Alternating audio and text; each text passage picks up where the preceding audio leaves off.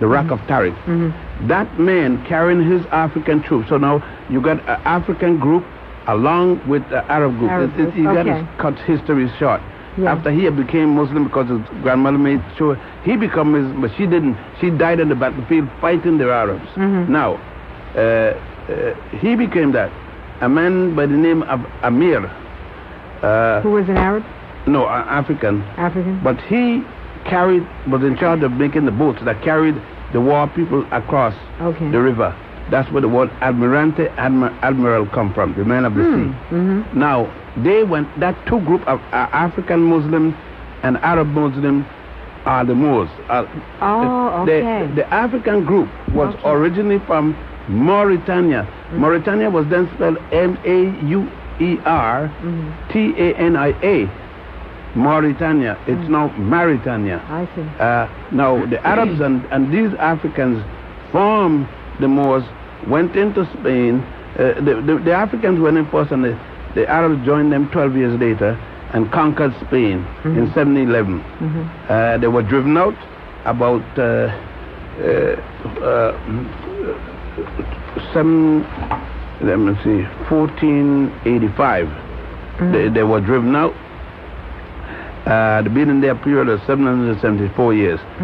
Now, that remnant, by the way, were the first Africans to come to America, came from Spain, not from Africa. The Spaniards brought them there on the behest of Bartolomé Diaz, who became a priest from Spain in Santo Domingo, and what is not Santo Domingo, Hispaniola, now called Santo Domingo, Haiti.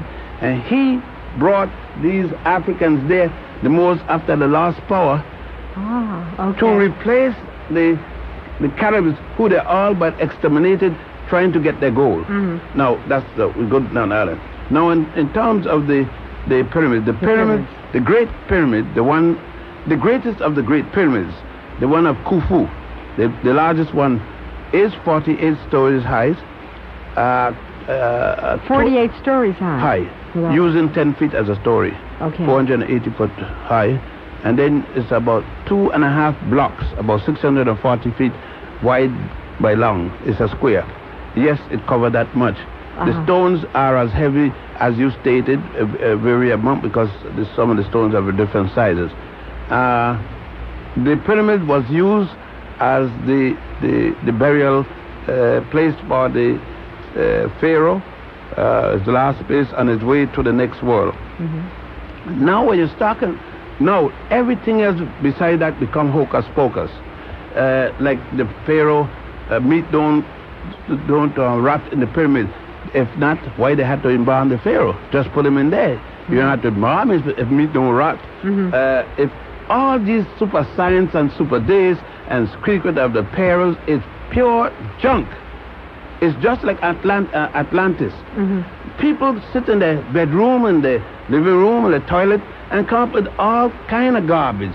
Anything, the more crazy is sung, the more they believe it, and generally the people writing have never been to a pyramid. So they got all kinds of quacky theory about the pyramids. So you can forget all the myths. And the best way, the only way you can validate it is come to see it. You don't have to come with me. Go and see it for yourself and see there's nothing miraculous about when a people decide to build something for the concept of God, like here in America, you will see black people with the most beautiful church and the worst apartment, the worst house. Why? When you believe in a source, a God force, you will move mountain for the God force when you wouldn't do it for your own self. You see what I mean? And the ancient people of that day so believe in the Pharaoh. The Pharaoh represent them was the representative of the man on earth. Just as the priest, the Pope is the representative of the man on earth. The chief rabbi is the representative. You know what I mean? It hasn't changed. So those people went and built. They built with. You could move. Right now you could move a stone 10 times your weight or your weight by using the proper lever placed at the proper position. You could lift things 10 times your weight. Like people who could lift up a Volkswagen in a certain angle, certain position. So that's it. But all of these hocus pocus about the pyramids and things, the pyramids were built by human beings, by method of levitation. It had nothing to do with mind power. No more mind power that you got today. You could build a pyramid if you put your same mind to it. Has there been, have people really discovered how to put these pyramids together, how the ancient Africans... Oh, yeah, it's there. For instance, if you go to Karnak, what they call Karnak Temple, they left some of it was an unfinished temple. And you could see how they had the ramps. They built the ramp, the dirt ramps, to carry up the blocks and so to put one block on the other. Because there was no mortar, no concrete. The blocks were cut fine and set in place locked joints. So in that place got a good, the best idea to show you how to build these walls and build different things is So there's really no big, because often you hear people saying that there was a big mystery about how the pyramids no mystery. Okay. I mean, if there was, it ain't no mystery. Okay, we're going to line 5 now. Okay. You're on the air. Hello. You're on the air. Hello, Dr. Dan and Kay? Yes. I just have one question. I would like to know if his books are in tape. Is there what? Is his books in tape? I am a blind person. No, yes, Blackman of the Nile is in tape, and you could get it at the Society of the Blind. And you know they got the tapes, they got that the federal government give tapes. I think it comes from St. Louis. And I gave permission for Blackman of the Nile, and they did it. Now, I don't know how many they got in copy, but go and ask them, and they're supposed to get free. That and the tape. Is it the Black Woman of the Nile? Blackman of the Nile and his family. And his family. And his family. So that is on tape. So that book, at least that one is on tape. Okay? Okay, thank you. All right, thank you for calling. Okay, go to the next call. You're on the air. Hello? You're on the air. Yes. Yes, you're on the air. Very quickly, please. Okay. You're on the air. Go right ahead. Hello? Stop listening to your radio. Hi. Hello. I'm going to have to hang up if you don't talk. Oh, hi. Dr. Ben? Yes, Mom? Yes, I wanted to find out, we hear a lot of stories of what's going on. I mean, all the tragedies and what has left us, what our legacy has been since the Africans were brought here. You know, like how they were slaves there and what it's done to us. But they're in Africa? Excuse me? They're in Africa? As Africans were brought from Africa to America. Were they slaves in Africa? Yes, no. They were brought, I learned that one from you straight. I want to understand. There were Africans there. They were brought here and made enslaved. Oh, they made slaves when they were brought? Okay, right. Now. Okay. What I want to know is, I know it's also torn away from the families in Africa. You know, like it's done, it wasn't that people were just brought there and then they've had the families that are us today. There were mothers whose children were torn from them. I want to know about the stories that are told from Africa about what slavery has done. Well, most Africans are in the same position you are, is that they want, you're not seeing the African who was physically shackled. Right. And that African who was physically shackled, his history was denied to them by the colonizer, whether it's been England, France, Germany, and so on. And by the way, America and Liberia. Any one of these Western colonizers did not allow the indigenous people to know anything about their history. Therefore, the vast majority of the Africans know French history if they're from the French colony, English history, but they don't know even their village or their city or the nation they come from. They know, some know less than you. Okay. Oh, well, I would assume they've known more at this point, as they're there already.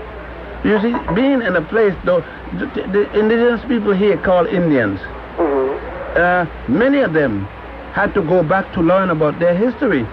The European did to them worse in a sense because it's in their own land. You enslave me in another land, they carry me, it's bad enough, but when you enslave me in my own land, the African being enslaved in Africa suffer more than us outside. Why? Because in his own home, he had to be a slave. You know, there's a psychological difference. Right. Okay? Thank you very much. Thank you for calling. Dr. Ben, where can people get your books? I know you just came out with that volume that I have. Yes, there's a reprint. The people who are publishing my books right now are called Black Classic Press. Black Classic Press. And the only book that they have done so far is a book,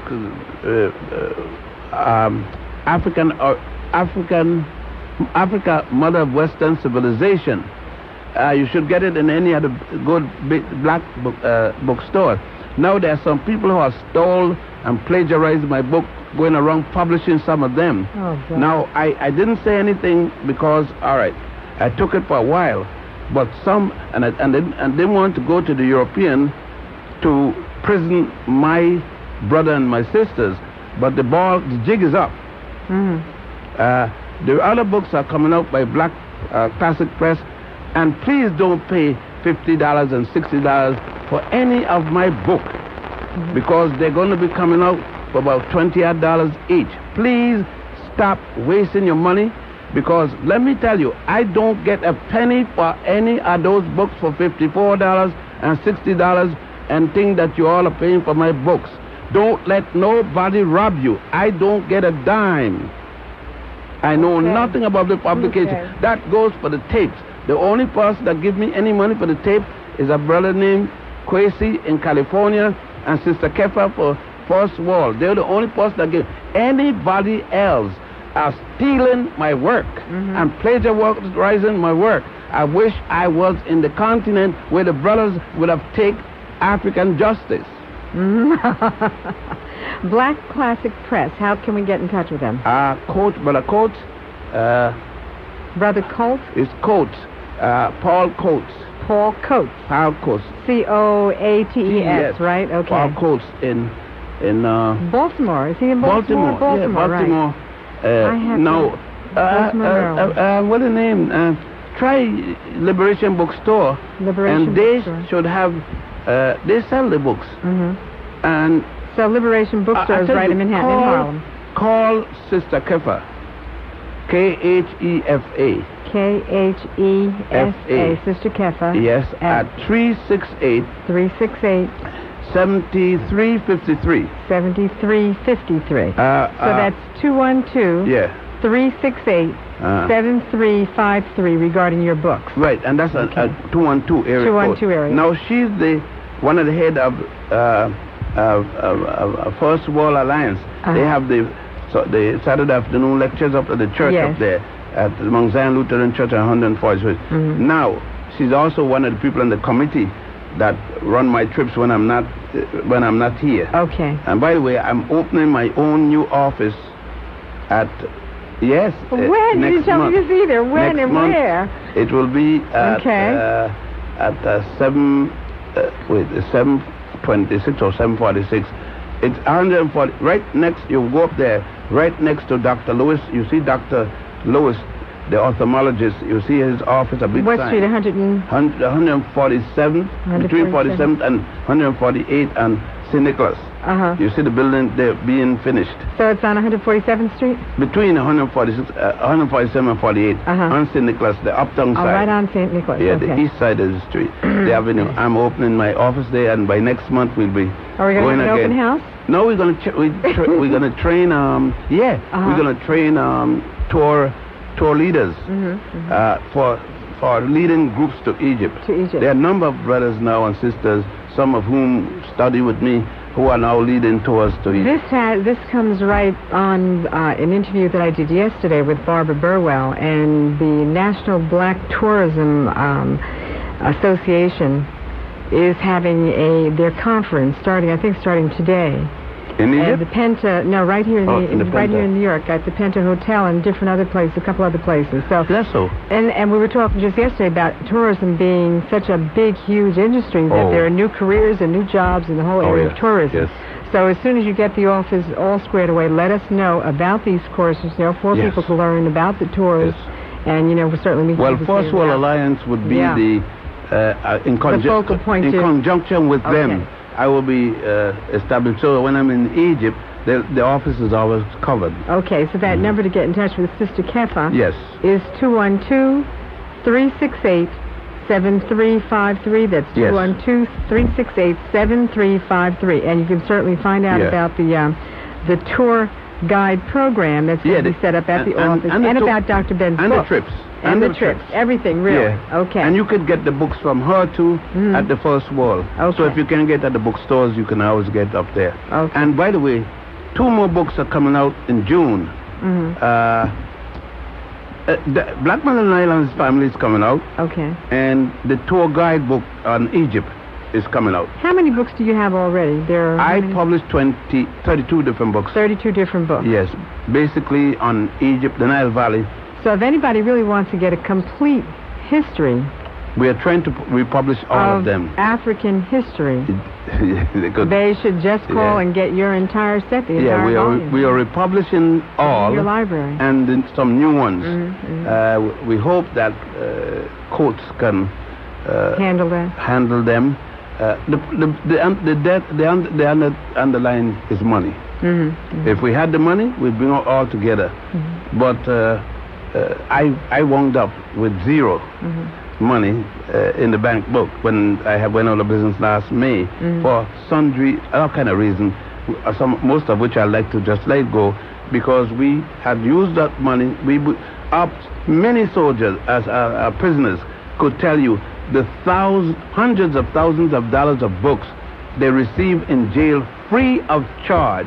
We used to send books free. If a prisoner wrote and said, I read your book and we don't want no money, no question, we send him.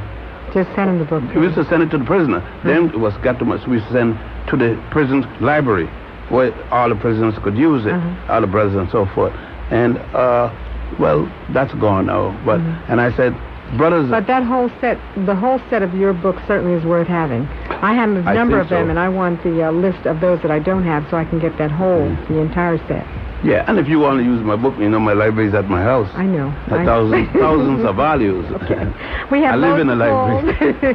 We have loads of calls, and we're going to take a short break. We'll be right back with the rest of your calls for Dr. Ben. He is going to be here until 8:45 with us. So just keep holding on, and we'll be right back. We'll be moving along as quickly as possible. Please try to make your comments and your questions as short as possible, because we have so many calls. We're trying to get to as many of them as possible. I'm Kay Thompson. I'm with Dr. Yosef Ben Jochannan, better known as Dr. Ben, here on WLIB 1190 AM. We'll be right back. Stay with us. Search knows that everyone has their own way of expressing themselves. Here's Phyllis L. Critique. The new film certainly has Kafkaesque overtones. The director's interpretation is transcendental to the point of redundancy, but the use of the pig was really cute. Whatever your style of self-expression, Certs will help you get your point across. Because however you say it, fresh breath makes a statement, and Certs is the taste everyone can agree on. Fresh breath before it's there in the mirror you spot one of your fears. You've zapped one pimple, but another one appears. Pimple! You need to zap. Double zap your zits with new double clear pads from Clearasil. Double thick to hold double the medicine of the leading pads. Treat pimples you have zap, fight ones you don't zap. Double zap. Double thick, double medicine, double zap. And double clear pads from Clearasil. Double zap your zits. Zap. Why chew gum with sugar? I can get all the flavor with Carefree sugarless gum. Get full flavor, get it all feeling carefree. Carefree sugarless gum, the full flavor's carefree. All the flavor, none of the sugar. Feeling carefree.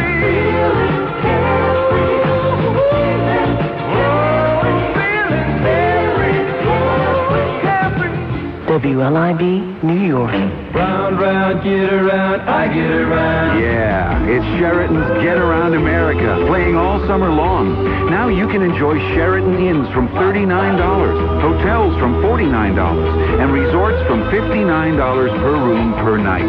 And with Sheraton's family plan, kids stay free. For reservations for Sheraton's Get Around America, call 800-325, yeah, 3535. And get around, round. You got somewhere to go, catch a fare that's low. Get your money saved on going on You can catch a money saver anywhere Greyhound goes for just $7 to $68 one way. Some restrictions apply, so call or stop by for details. So when you're ready to roll, catch a fast snow, catch a money saver going on Greyhound. Go Greyhound and leave the driving to us. Unwrap a piece of new Paradise Punch bubblegum from Bubblicious and get ready for The cool breeze, the hot summer, a tropical concoction, new flavor, delicious. It must be Bubblicious. You like it a bunch. New Paradise Punch. A taste of paradise, a tropical delight. New Paradise Punch from Bubblicious. A taste of paradise.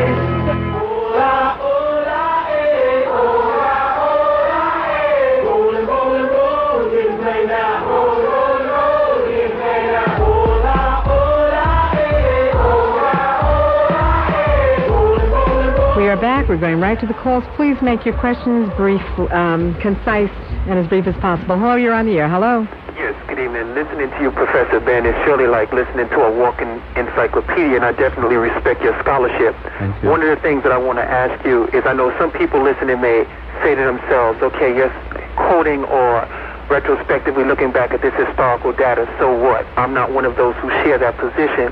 What I would like you to expound and elaborate on is, what role does a knowledge of this history play in our contemporary struggle for black liberation, our efforts to try to eradicate the oppressive conditions that subjugate our people and keep us in a subordinate and subservient position?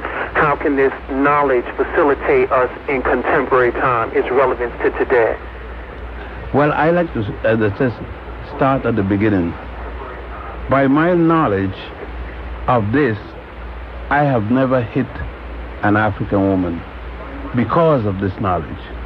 When I go to Egypt and see how my ancestors, my male ancestors, worship our women by even putting her on the ceiling, associate her with even the birth of the sun coming through her vagina, passing through her body, that even the sun, represented as God Ra, came from her. That stopped me from using crack. It stopped me from using any other form of drugs. That's one. I give you what I think it can do by myself as a one. It made me know the value of woman. It made me know where heaven is. That heaven isn't someplace up in the sky, that is in my mother's womb, between my mother's legs. That's where heaven is, and it's the heaven of all African people. But I was first came out of heaven, made in heaven. My father's sperm and my mother's ovum united in her fallopian tube and then went into her womb, and that was my first place of heaven. Now, starting there, it also let me know the things my ancestors did, and if they could do it, I come from the same gene pool. I am from the same melanin pool. It makes me know that if they could do it at a much earlier age, they pass on a gene or genes to me which can do better. Now, with those things, you see, it's just like a man who, and I wouldn't do it, in 4th of July is coming, and a lot of people who are, including the wrong ones, going to be out there. Africans going to be out there marching, yet George Washington was a slave master, and they're going to march for the slave master. Well, it let me know I'm not supposed to march for a slave master. If Moses going to fight the Pharaoh and he don't know that he's an African, too African, and somebody could say, well, you're not supposed to do this and pass over, then it let me know that I got to back the Pharaoh, because it was his government, an African government, and Moses got no right killing the Pharaoh soldier, even though, I mean, it's a mythology, a myth, but taking a myth for what it's worth, I know I can't be on the side of Moses, because you were trying to destroy the state. All right. So it make me know that the concept of God and so forth didn't come from a Jewish situation other than me. It make me know. Therefore, it removed me from being a slave to Judaism, Christianity, or Islam. It make me know that either one that I'm going to deal with it, I'm master of it. So, like a fellow said, how are you going to teach Al-Azhar and only Muslim go there? I said, because I could be a member of any religion. You see, I know that religion didn't make man. Man made religion. And religion is to be used by man for man's benefit. So I could be a Muslim, a Buddhist, anything at the time as I need to get certain information. I will be a Pope in the morning. If I need to get in the Vatican Library, I'll become Roman Catholic in the morning. Because my Africanness supersedes my religiousness. Now, that's it, so brother, that I know to think wisely, I need to know the background. I need to know what happened in the past to me to understand what's happening now to change it for the future. Yes, sir. Thank you very much. Thank you for calling. In other words, you need to know, and you do know from whence you come. Yes, Mom. Okay. And I ain't got no problem. That's why I say, I don't care what black sister rule me. I ain't got no fight with the sister. I got to fight with the cracker. No, I love you, Dr. Ben. You're on the air. Hello. You're on the air. Hello? Yes, go right ahead. Where are you calling from? Yes, I'm calling from New Jersey. Where in New Jersey? In Montclair. Okay, go right ahead, please. Dr. Ben? Yes, Mom. I have heard you several times, and I try to get through to talk to you. I'd like to take the devil's advocate position, if I may. Is that okay? Go right ahead. All right. In the first place, I happen to be Jewish. I'm a secular Jew. And the reason I could never accept Christianity is because the Jesus story was not believable to me. Now, by the same token, the system of gods that Egypt had was also not believable to me. Egypt had cow goddesses and frog goddesses, and the whole business of Osiris and Isis and Horus was not believable to me either. So, may I ask you, was Adam and Eve believable? No, not really, because even Moses on Mount Sinai was not really believable literally. I just figured that Moses made up his own mind how people should live well together, and these were the Ten Commandments. I don't have the blind faith that you need to just accept particular concepts of certain religions. Okay. All right. But I'd like to make certain points, Dr. Ben. Are you asking a question or making No, I'm commenting. Okay. All right, go ahead. All right. All right. Now, first of all, the connection of blacks with Egypt, I mean, the historical view that you stress, Egypt and the current-day Egyptians reject that. The Egyptian ambassador rejected. Wait a minute. Mr. Abdul, just the other day, speaking not officially, speaking as a private Egyptian, made a comment. Now, I know what you're talking. I'm going to quote for you.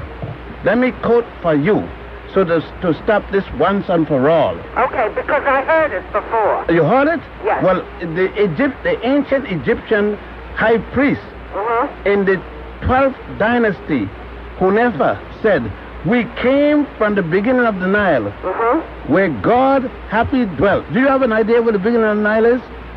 Where the what? Do you have an idea where the beginning of the Nile is? I think it's in Central Africa. Okay. The ancient Egyptians said they came from the beginning of the Nile, where God happy dwell at the foot of the mountain moon. Now, if they say where they came from, where do you think they came from? Well, Dr. Ben, I'm not disputing it. I personally have no definitive opinion on it. I'm not an authority. I'm just saying what I've heard. So I believe what you just told me. I'm just saying what I have heard. But the point that I want to make is today, Egypt has an extremely low standard of living. It's not... What does that have to do with what we're talking about? No, I want to connect it to your previous caller. I can understand the value of history and the point that you're trying to make. But today, modern Egypt, you were talking about ancient Egypt. Modern Israel will have the same low standard of Israel if America wasn't pumping money into it. No, I want to make a point. I want to make a point. Israel has agriculture and aquaculture growing in the desert. Equally, you see, Egypt, you heard one side. Go to Egypt and see that Egypt has taken hundreds of thousands of acres of land every year and from the desert and put it into agriculture. You can go to Egypt now and you eating fruit, you eating vegetables from the 5 years ago was desert land. Yeah, you hear one side of the story. All right, but I have gone to Israel a number of times. Unfortunately, I got a family that they call Falasha living in Israel. You need to hear both sides of the story, not one side of the story. And you would find but Dr. Ben, that Egypt is doing the same thing Israel is doing, but they don't have an Egyptian press in New York. They don't have an Egyptian press? In New York. Egypt gets almost the same amount of foreign aid that Israel does. But then you are losing your mind if you say that. Let's deal with honesty. Egypt gets almost $3 billion, and Israel gets $3 billion. Madam, I don't know who you are. Okay. But if you tell me Israel get more aid individually than all the countries of Africa except South Africa put together. Well, because you're counting it per capita. I'm talking about... That's what you say now. It suddenly becomes per capita. I am talking about money. But wait a minute, Dr. Ben. Okay, listen, thank you for calling. Okay. All right. I am not talking about mother in Israel. Mm-hmm. Hello, you're on the air. Hello. You're on the air. Hello. Yes, Kay? Yes, go right ahead, please. I have a question for Dr. Ben. Go right ahead. Dr. Ben, you said that the vagina is like heaven? And then said, like it is.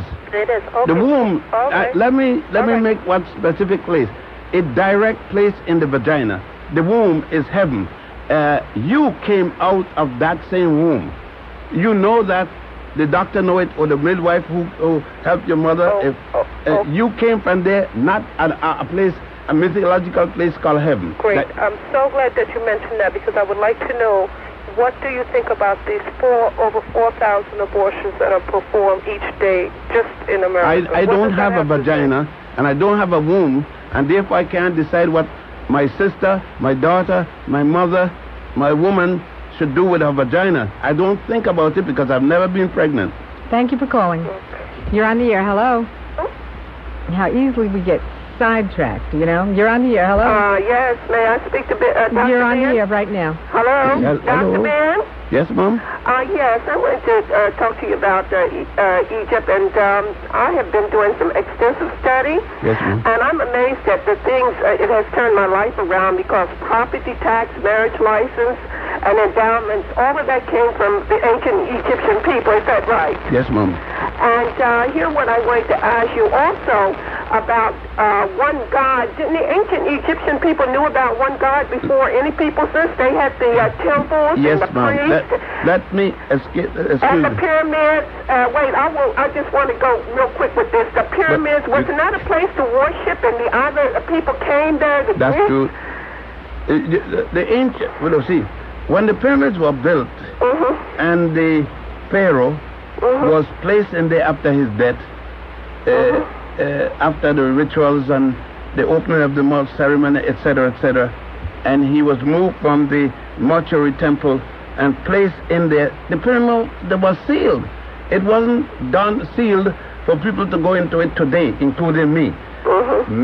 Later men busted it into the pyramid to rob it of whatever was in there.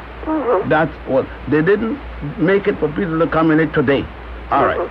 But what is this thing about the stone that the people that would come over there and they would leave an inscription on the stone or something? Which stone? At the pyramids in Giza. I mean, people could come at the pyramid and write all they want on top of the outside stone. In the first place, when I went there in 39, much of the outer casing, which was smooth and white, was still on.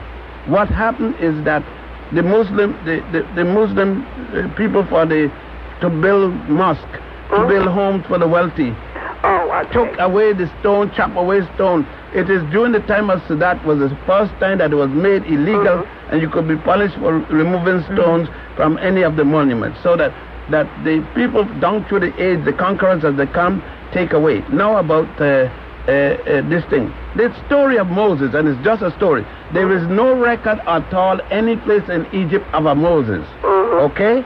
So let's get that through. And about the pyramid and the pyramid and furthermore, Moses is there's no record at all and can't be. All of the 72 pyramids of Egypt was built before Abraham was born. Right. Abraham was born about the 13th dynasty, 1675, in a place called Chaldea, if in fact there was Abraham. Now, the pyramid, that would be the 13th dynasty. The pyramid era started in the 3rd dynasty, that's the one of Saqqara, and the last pyramid was built at the end of the 12th dynasty. That would mean before a single Jew was born. You notice there's nothing in the Torah. Exactly. There's nothing in the Torah that mentioned building of pyramids. Right. Nothing. Now, that folklore goes on and cats goes and stand up on top of the pyramid and vegan. That's mention something like that, you know. That's good drama. In Egypt. Wait now. Okay, let Dr. Ben finish. About this 10 Commandments and Moses and about this one and only God. According to the Hebrews, if you count the day and Abraham got so and so on, and I mean Adam got so and so on, that was so many years, and you add them up, it comes to, at best, the 13th dynasty. Now, Moses, if you use that, he was a figure. He would have been born more than 50 years after Akhenaten had already dead. That's a man called Amenhotep IV. Right. Akhenaten preached about a one and only true God by the name of Aten. Exactly. Before Moses was born. Right. About the 10 Commandments, you can find those 10 plus 32 more in the book of the coming forth by day and by night, which Budge translated it, call it the book of the dead. In a section called the Osirian drama. You can find all of those what the Hebrews plagiarized at the Sanhedrin. The first Torah is a plagiarized book of the whole Moses story. You can find of the of Horus in the papyrus bush. The Moses in the basket, and it's nothing but a plagiarized story. Right, and then they also and I was born in the Hebrew religion. Had no religion, that the ancient Egyptian people had no religion, and like the God was like the Nile River, that they worshipped the Nile River. I think this is okay, wait a minute. Elohim, the term Elohim is a plural. It indicates gods, not a God. And that lady that spoke, she needed to find out there was a Kabbalah before there was a Torah. And the Hebrews believe in many gods. It's nonsense to talk. It said, they said what? Thou shalt have no other God before me. It didn't say that you shall have only one God. It says no other before me. It means you could have other, but none, because I am a jealous God. Now, what are you going to jealous over? No other God? Right. You jealous over a man that you make? Thank you for calling. Thank you for calling. Okay, one thing I want to make before we go. You said the 10 Commandments plus 32 other commandments can be found in the book called The Coming of the book of the coming forth by day and by night. All right, the book of the coming forth by day and by night. When Budge translated it from the indigenous Medo-Neter language, what you call the hieroglyphs, to English, he called it the Egyptian Book of the Dead. Okay, that's because the Book of the Dead. Because it was dealing with the people coming from the netherworld. Now, in the section in the book, and you could buy it for as little as $5 for the paperback copy, it is thousands of years older than the Torah.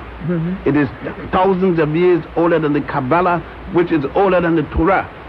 Now, that means the Hebrew Bible, which Christians call the Old Testament. Now, you can go in the tomb of Ramesses VI right now, this minute, and you will see those 42 laws, otherwise colloquially called the 42 negative confessions, or the admonitions of Goddess Ma'at. Ma'at is shown as an African. This lady talked about African. She should go to see for herself. You got no doubt this is an African woman with a feather, Ethiopian feather, the ostrich feather in her hair, holding the two scale which the United States copied for the Supreme Court justice. Right. Yeah, two even scale, not one one down, and things. These are people wishing, they wish that Egypt wasn't. Forgetting, they said, the Egyptian today has no right there any more than the European Jew today has in Israel. The Egyptian ruler today came from Arabia. Egypt was conquered by, this is why Egypt looked like it is today. Most of the Egyptians are in the south. They call them Nubians today, darker than me. Now, the first of the conquerors into Egypt were the Hyksos, who came there at the same time Abraham was supposed to come, in the 13th dynasty. They destroyed the 13th dynasty and took over until the 17th dynasty, when they were kicked out by Ammuz. Ammuz and subsequent Ammuz's son Thutmose, and Thutmose's daughter Hatshepsut, and Hatshepsut's son Thutmose III. Now, the second of the conquerors, foreign conquerors in Egypt, was the Assyrians, who came there with Ashurbanipal under them. After Egypt and after Ethiopia have saved Israel from being conquered, when Isaiah said, according to them, call the Ethiopian their cousin. So then if she talking, then the Ethiopians are her cousin. I mean, in Europe, Jews were considered mulattoes. Never up to here, it was not till recently that Jews was considered white in America. In the South, Jews were never considered white. We have to take a break. We'll be right back to more calls. Stay with us. I'm Kay Thompson, 1190 AM, WLIB Radio. We will be right back with Dr. Ben. Stay. And I were down in Orlando. When we got into the motel and I took off my jacket, I thought that it was very light. Well, the first thing I said to my wife was, my wallet is gone, and with it, the traveler's checks. I called American Express. It was, 2.5 hours? They had those traveler's checks back in our hands. Starting now, your refund delivery is only a phone call away, but only with American Express traveler's checks. So if your bank doesn't carry them, go to one that does. Why chew gum with sugar? I can get all the flavor with Carefree sugarless gum. Get full flavor, get it all, feel it. Carefree, Carefree sugarless gum. The full flavor's Carefree. All the flavor, none of the sugar. Feeling Carefree.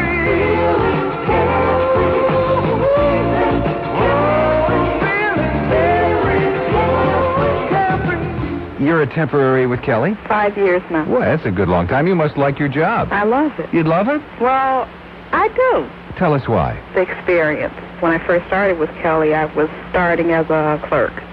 And since then, I've moved up to a receptionist, and now I'm a word processor. And they offer free training for word processing. I'm given more challenges, more responsibility. And with this responsibility also comes a pay raise. Yeah. So it's the perfect job for me. What kinds of jobs are available for Kelly temporaries? Word processing or receptionist or file clerk, a variety of different jobs. Who else might Kelly be perfect for? Anyone who's looking for variety, flexibility. With Kelly Services, you're not stuck doing just one thing day in and day out. You have a variety of things to do. Kelly Temporary Services, the first and the best. That's right, all the way. We're the Kelly Girl people, and we've got the perfect temporary job for you. Call us today. You'll find Kelly Services in the white pages.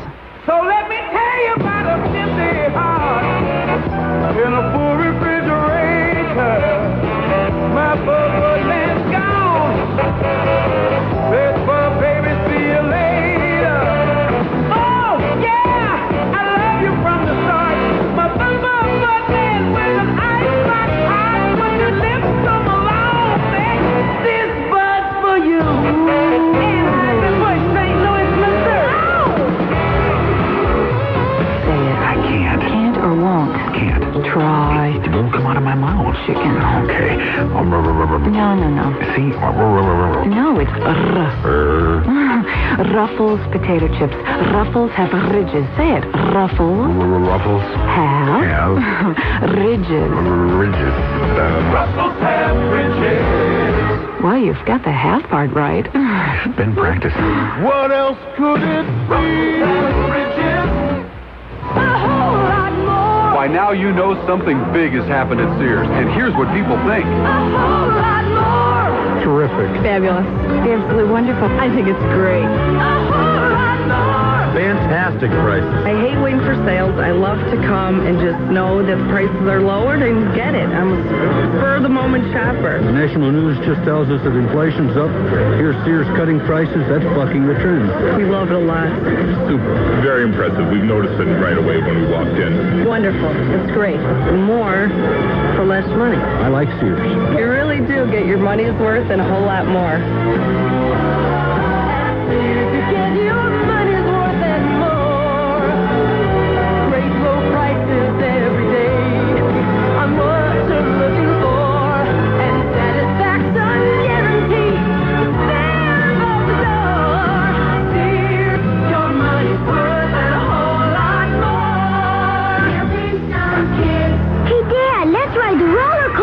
Oh, I don't know. You weren't tall enough last year, remember? But, we'll stand up here next to the marker and let's see. Look, Dad, I'm over the line. Hey, you see what happens when you clean your plate and take your Flintstones vitamins? Yeah, I guess so. But, Dad? Yeah? Does this mean I'm too big for the pony right now? Nah. We're Flintstones kids. We're millions strong and growing. You don't need a party to have a good time. You don't need a crowd around to make it feel fine. You don't need a lot of friends if the one you're with is great. All you need is a way for you to celebrate. With Cafe Amaretto, a rich coffee from General Foods International Coffees. Celebrate the moments of your life. Okay, we're back. I'm Kay Thompson, and this is Urban Notebook, 1190 AM WLIB. This is the news, information, and education station of the nation, and we are involved with our Egyptology course, with our course on history and anthropology of Egypt. We're talking really about the history of Egypt right now. We're talking about the history of religion also right now. It seems to be a little difficult for people to take, but I know, Dr. Ben, when I had you on as a guest on one of the television shows some years ago, this had to be at least 6 or 7 years ago, and you were debating one of the rabbis. We found out that a number of professors will agree with you, because he did. You know, we know which rabbi it is in Maplewood, and he was, accurate, and he was amazed that you had the background that you had, and, a man of integrity, and he, we found out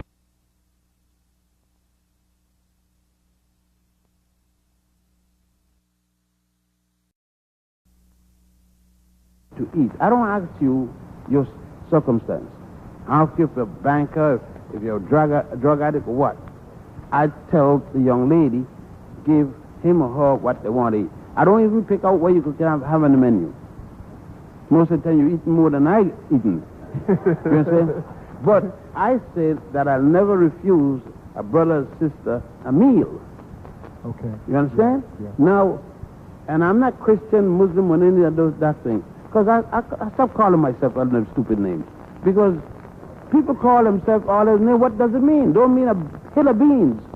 It's just something that's in a way, a big cross, a big crescent, a big whatever else that they wear. And I look at the behavior, man. What Blackman and Nile is saying here is how your ancestors did the thing. Take this, Doc, for a moment into something, and I was reading this morning from the book of Coming Forth by Dave, a piece that was about the 40 negative confessions. You've talked about this often, and when we talk about the 10 Commandments, this is probably one of the most graphic examples of how, in this instance, the Christians borrowed from the cosmogony these 40 negative confessions, which they turned into the 10 Commandments. But you understand. No. They don't steal, they borrow. You know, so we understand. As it says, we carry different passports as we came in. Some got student visas, some got diplomatic visas, and each of these visas you could say certain things, you can't say the other one. Exactly. Okay, we understand. Yes. Well, in my case, I could say they stole it.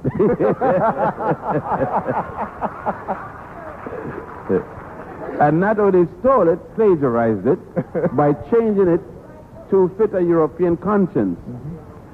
But the so-called 10 Commandments, you will find in every one of the, in the 42 admonitions to Goddess Ma'at, which is also called negative confessions, and other semantical words you can put together. When Moses supposed, and then look at the way in which they do it, and you see, it's a way, if we knew, they couldn't continue to do it. Every one of us, Judeo-Christian, Islamic, has the Moses myth. That he was born in Africa. Of course, Egypt got no record of this, but they got it somehow. That he was born in Africa in a place called Egypt, in a city called Goshen.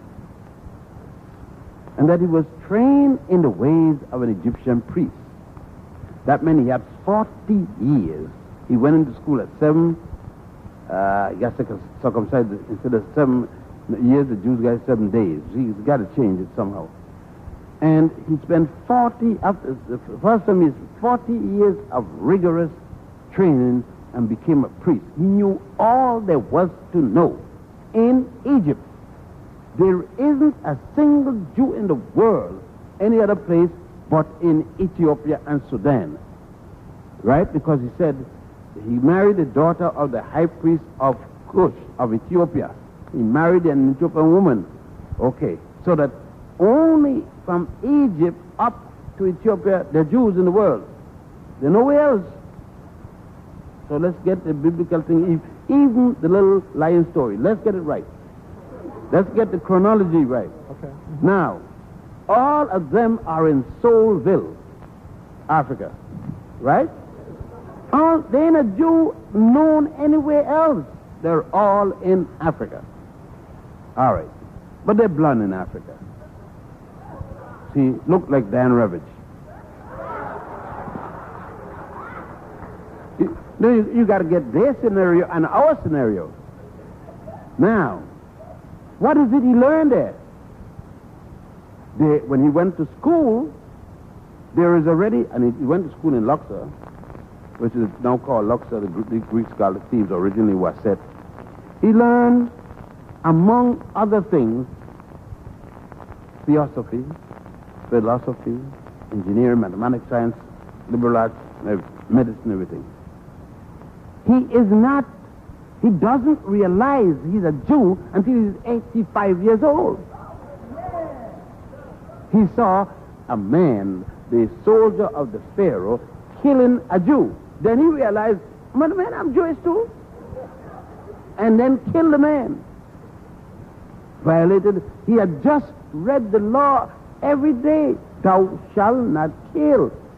Not only he read the command, he read the answer that says, I have not killed man or woman. That's why they call it negative confession, because it's responding. Right. The law's already been given. Now there is no Jewish state. There is no Jewish priest but him. There is no Jewish language written.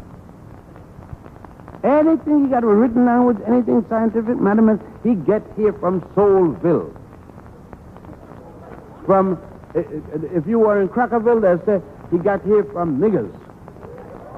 I will use the term, but let me emphasize it now, since black folks are calling each other niggers in subway. Let me say it for some good reason at least. All right? We got it, the chronology good, right? He's 85 years before he started to organize people to leave the country. But anything he know about science, mathematics, law, engineering, came from this education. There isn't a single other Jew you could point out that is intellectual like Moses. Then who trained the Jews then? Other soul brothers and soul sisters, priests. There is no Jewish Sanhedrin education center yet. That's not going to come until 700 BC. That's 100 years later. There is no Jewish Bible yet. Not even the book of Genesis is written yet. Everything he knows comes from the spiritual writings of the people there in Africa. We're live at the Apollo Theater. Dr. Ben is with us in the GBE. It's about 10 minutes before 2 o'clock. We're going to take an opportunity right now to give you the chance to talk with Doc at our stage left and stage right microphones. Those of you who've spoken already, we have to give some other folks a chance. So let's give some of the new people or some of the people who haven't spoken today a chance to come up to us first and right away. 692-9542 and also nationwide toll-free number 1-800-332-1023 are numbers that will put you in touch with us inside of our broadcast. In light of the time that remains, please speak in terms of questions or only a very quick statement at most. We do not have time to give each of you any extended amount of time. Okay. So please bear with that. Your questions directly to Doc so he can respond to them as quickly as possible. Gary, yes, what is difficult with a minister, a rabbi, an imam, explaining this? He doesn't need a book from me. His own Bible got this in it. His own Quran, his own Torah have this account by Moses in it. Why can't he take time to speak about this rather than getting me ready for the next world? I got hell of a time making it in this world and getting me ready to go. Dr. Ben, of course, as most of you know, speaks as someone who has been a member of the Jewish faith as well. Good morning. Go right ahead, please. Oh, good morning. Hotep, brother. Hotep. Okay, Hotep. Dr. Ben, it's Reverend Kennedy. I would like for you to just expand, if you can, for a minute, if you have the time, about how Yoruba religion and how the Islamic had chased them from the upper part, from Nigeria to Egypt. Thank you. Islam in Nigeria came down from Northwest Africa, called the Maghreb today, which would be Morocco, by Africans who had converted to Islamic theosophy, a group of people called the Almohads, later was called Almoravids. They had destroyed ancient Ghana, first the city of Kumbi and then the city of Kumbisela, forcing other Africans to convert to this new faith, and it reached its high point in northern Nigeria.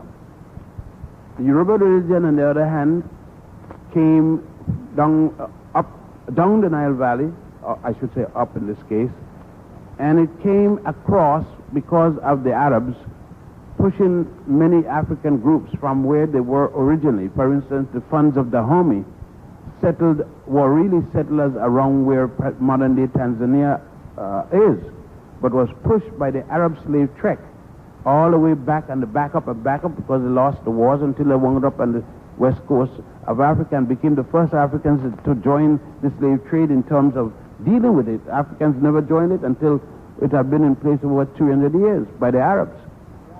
Now, the Yoruba religion have the same structure as the religion along the Nile.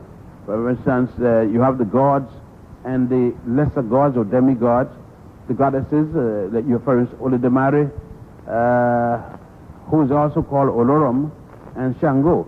Olodumare is the father, Shango is the major son, and so on and so on. So these are outgrowths. Judaism, Christianity, and Islam are outgrowths of what started in the Nile Valley. Talk Radio 1190, WLIB, right to our telephone line. Thank you for joining us. You're in the GBE Live at the Apollo. Go right ahead, please. Yes, Hotep, Dr. Ben, and Assalamu alaikum. Dr. Ben, hold on one second. We got to get the telephone line first, but stand by. Go right ahead, please. You're in the air. I was going to say, boy, that phone line sounds clear. I'm amazed. Go right ahead. Good afternoon. Good afternoon, Gary. I would like to say hi to you and also Dr. Ben. Thank you. My name is Ernest, and I'm calling in reference to the question you posed about being the female being ahead, black female being head of the Black Panther Party. Quickly, if you can. Elaine Brown. That's correct. Stand by on hold, and you are congratulated. You are the winner of our Seeds contest. Elaine Brown is the correct answer. Thank you. Sheila, if you can put this brother on hold and go right to the next caller for a comment with Dr. Ben. Go right ahead, please. Good afternoon. Yes, good afternoon. Hello, go right ahead, please. Yes. Gary, how you doing, Dr. Ben and Gary? Yes. Dr. Ben, once you had mentioned about Jesus Christ having a brother. You said the 7 books that was missing. Could you explain that a little more, please? Thank you, caller. Jesus, according to the Christian Bible, have many brothers and sisters. The Christian Bible says Jesus and his brothers and sisters. James the Lesser in the Protovilion, people forget that there were 18 books taken out of the Christian Bible. One of them is dealing with the book of Mary. The Roman Catholics have since edited them and put them back and called them the Apocrypha. They've been put back? Yes, in the Catholic Bible, not in the Protestant yet. Interesting. The Catholic call those 18 books the Apocrypha. But they have edited many things out of them. But even with the editing, there's one called the Protovillian, and it speaks of James the Lesser, the Bishop of Caliandrus, older brother of Jesus. Talk Radio 1190 WLIB. The knowledge keeps rolling. Let's keep going into a live audience. Go right ahead, please. Yes, Hotep, Dr. Ben. Very interesting subject matter you've covered today. And assalamu alaikum. Dr. Ben, my question is, in your discussion of your book, The Black Man of the Nile and His Family, you mentioned Allah and how the black man of the Nile and his family existed before Allah, other known deities of other religions, and then also you went on to say later on about the Muslims, black man of the Nile was before the Muslims. My question is that I would like you to address, so that the audience and the listening audience receives clarity, is in your holding Malcolm in a high regard, how do you distinguish, or what is your concern of what Malcolm professed he believed in and what Malcolm acquainted us with as a truth that he revered? And I state that to say to you, or to ask of you, Dr. Khalid Muhammad, Minister Louis Farrakhan's national special assistant, always says in his speeches that he studies your works, and he loves you, and he quotes you most often, almost all the time. He will be speaking at Harriet Tubman next Wednesday the 25th, on an eye for an eye, a tooth for a tooth. I'd like to know... Let me just jump in. You got the point across. Right. I'd like to know, Dr. Ben, have you met him? Do you know him? And, how do you feel about Dr. Khalid Abdul Muhammad? No, that's two different questions, brother. You asked the question first, obviously, which had different implications. I think Doc can deal with that historically, which is the best. I met the Lamb, much less Malcolm, who's a close associate, as you would know, and I'm with the family. I respected the Lamb. By the way, that's a very close name for the late Prophet Elijah Muhammad. Very few people call him the Lamb. And knew him when he was Mutt, right here in New York. And the transition, so there's no problem. I knew Malcolm when he was out here at the hotel used to be here,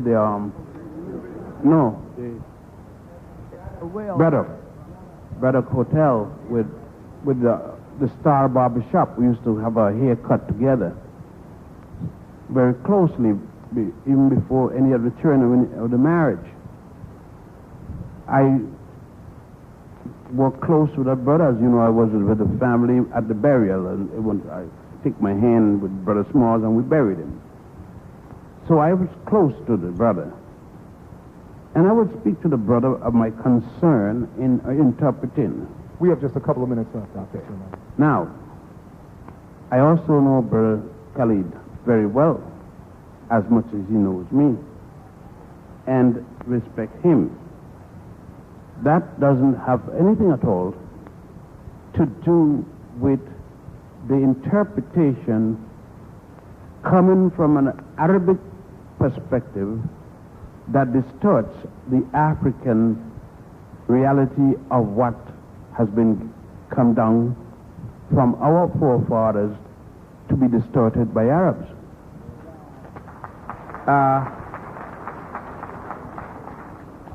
It's my duty to look out for the interests of Africa. I don't look out for the interests of Asia, nor any other continent. It's my duty to protect the interests of Africans. I am a bigot. I am bigoted in this direction. And anything that would damage this relationship between me and my people and our land, I will fight with whatever means necessary. We are out of time. We'll fight with you. We are out of time. But let me say this for Doc and for all of us. We thank you for coming. You fill the house up today at the world-famous Apollo Theater. We love you. Let's thank Dr. Ben for joining us today live at the world-famous Apollo Theater. Stand by. Mark Rowley and Mark Palmer next. Remember, life is the ultimate trip. Once you learn to experience it in the end, experience is the best teacher. Hotel. fact that he made